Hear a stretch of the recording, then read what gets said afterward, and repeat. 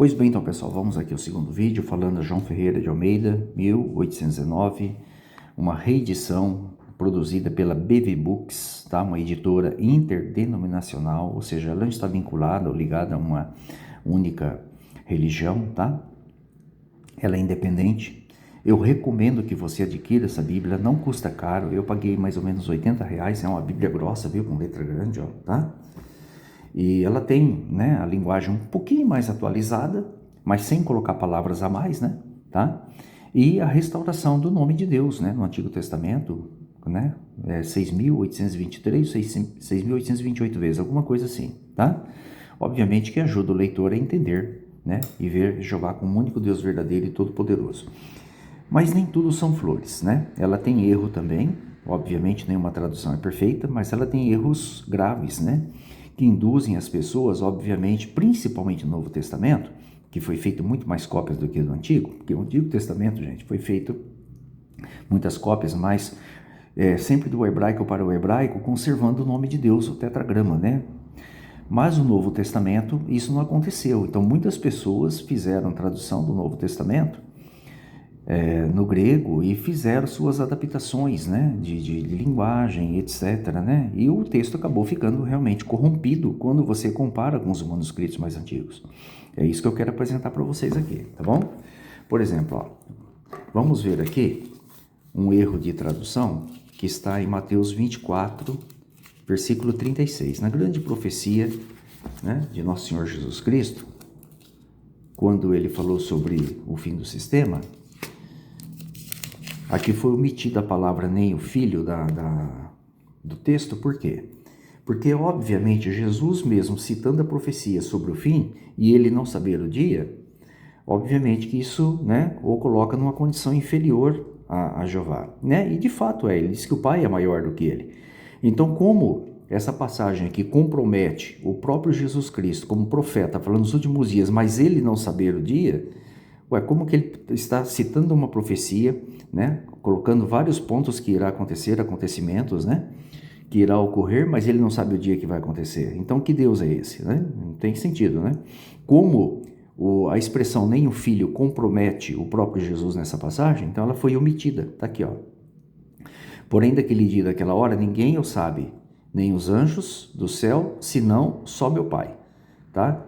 Acontece que o próprio Jesus enfatiza que ele mesmo não sabia o dia, e só o Pai sabia, né? Obviamente colocando o Pai, né, acima de tudo, né, em termos de conhecimento, porque é o Pai que determinou a data e os acontecimentos, né? E como que Jesus é igual ao Pai se ele não sabe, tá? Acontece que a palavra nem o filho está no texto, nos textos originais. Deixa eu mostrar para vocês aqui, ó.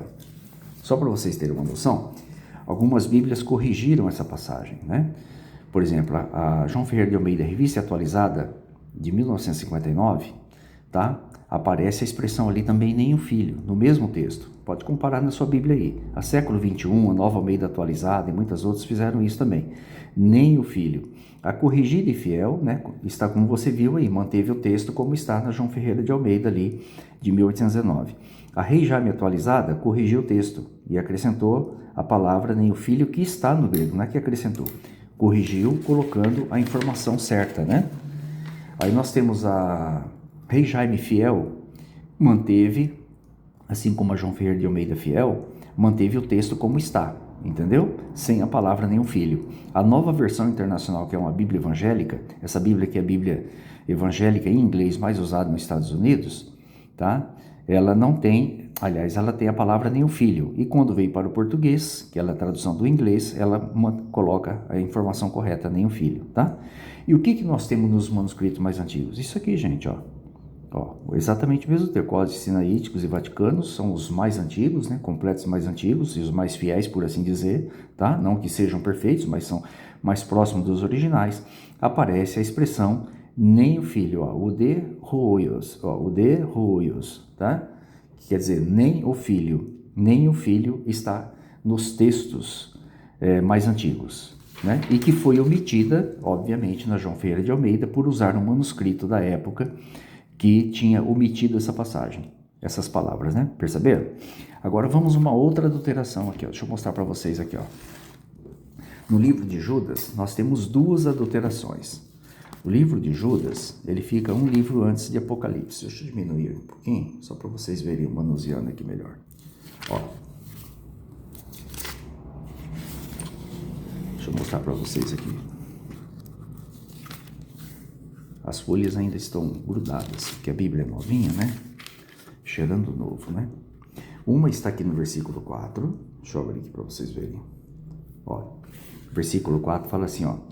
Porque alguns se introduziram, que já antes estavam escritos para essa mesma condenação, homens ímpios, que convertem a graça de Deus em dissolução e negam o único dominador, Deus e Senhor nosso Jesus Cristo, tá? Você está vendo duas vezes a palavra Deus, uma se referindo a Deus o Pai e outra se referindo a Deus, a Jesus Cristo, tá? Claramente o texto aí, né? E aqui no 25, nós lemos: ao único Deus sábio, nosso Salvador, seja dada a glória, a majestade, a força e o poder, assim agora como para todos sempre. Amém, tá? Onde que está o erro aqui? O erro aqui é que depois da palavra Salvador tem a palavra por meio de Jesus, tá? E aqui nós temos a palavra Deus acrescentada para Jesus Cristo. Obviamente que o leitor fica confuso, né? Jesus chamado de Deus ali, e aqui ao único Deus sábio, quer dizer, tudo é uma coisa só, né? Vira essa paçoca que vocês estão vendo, né? Vamos ver como que está nos manuscritos mais antigos essa passagem. Ó, vou pegar aqui para vocês verem. Então, no versículo 4, tá? Por exemplo, a João Ferreira de Almeida, Revista Atualizada, ela corrigiu o texto e deixou aqui, ó, que converte em dissolução a graça de nosso Deus e nega o nosso único, soberano e Senhor Jesus Cristo. Não tem Deus aqui para Jesus Cristo, perceberam? Deus aqui é somente para o Deus e Pai de Jesus Cristo. A corrigida e fiel, que exatamente como essa de 1819, ela tem a palavra Deus aqui ó, e negam a Deus único, dominador, Senhor nosso Jesus Cristo. E coloca também a palavra Deus para Jesus Cristo. A questão é muito simples, gente. Tem Deus para Jesus Cristo no versículo 4, ou só tem uma palavra Deus? A palavra para Deus, no Códice Sinaíticos e Vaticanos, são os mais antigos, abreviada é essa aqui, ó, Theos, tá? Theos. Essa aqui é a abreviação de Deus em grego, tá bom? Se você ler todo o texto, você vai perceber que só tem uma ocorrência, e ela se refere, tá? A Deus, o Pai, Jeová, e não a Jesus Cristo, tá bom? E no versículo 25, conforme mostrei para vocês, não tem a palavra por meio de nosso Senhor Jesus Cristo ali, né? Ó, a Revista Atualizada corrigiu o texto, ó, ao único Deus, nosso Salvador, por Jesus Cristo, nosso Senhor. Por Jesus Cristo, nosso Senhor.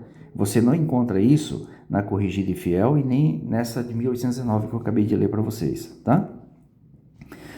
E o que nós temos no texto grego dos Sinaíticos e Vaticanos, que são os mais antigos? Ó, só você ver aqui embaixo, ó. Aparece aqui, ó,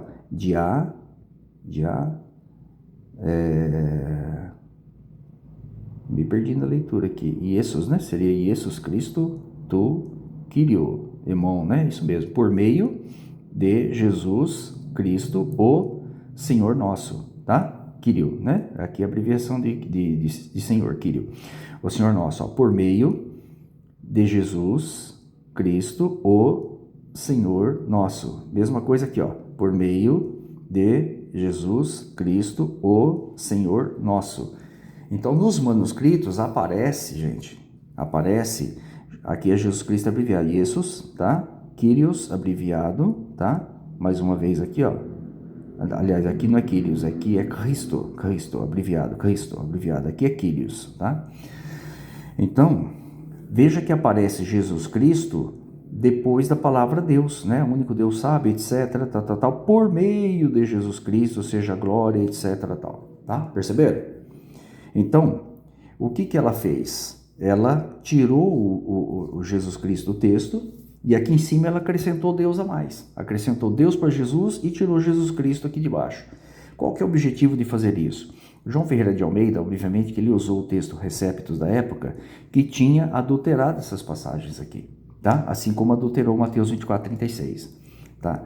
Tirando isso, gente, obviamente que é uma excelente tradução, né? Que ajuda realmente o leitor sincero a reconhecer a Jeová como único Deus verdadeiro, né? e seu Filho Jesus Cristo como nosso Salvador, e não que sejam a mesma divindade ou alguma coisa assim do tipo, né? Que a cristandade tanto defende, ok? Espero que goste desse vídeo e aguarde o próximo que a gente vai fazer.